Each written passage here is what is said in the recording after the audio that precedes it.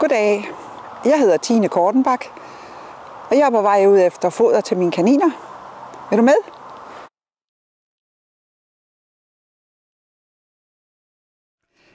Vi er midt om vinteren.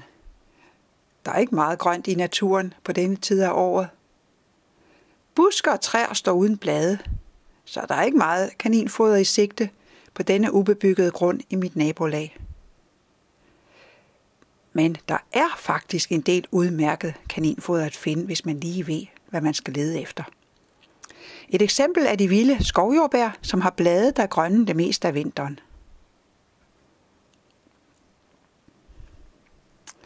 Og der er brombær. I sidste uge var de dækket af sne, men det lader ikke til at genere dem. De har flotte, grønne, friske blade hele vinteren. Det skyldes, at de har en slags frostvæske i deres blade. Brombær vokser i tætte krat overalt. Det er faktisk en af de planter, der gør, at f.eks. rådyrene kan overleve hele vinteren. Ligesom skovjordbærene tilhører de rosenfamilien, der indeholder en del planter, som kaninerne elsker, og som de faktisk også tåler ganske godt.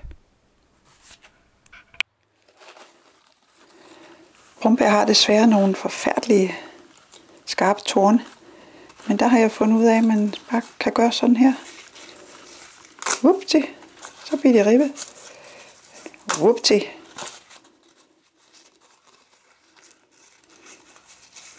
Vupti, så er tornene tilbage her.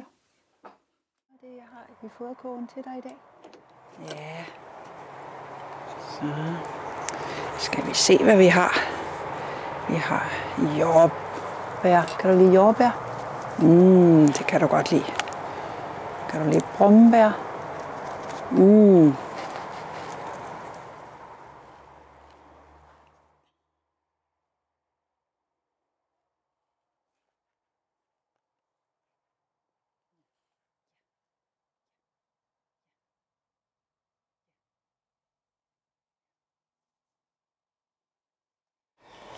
Læs mere om vinterfodring af kaniner i min bog Urban Farming med kaniner.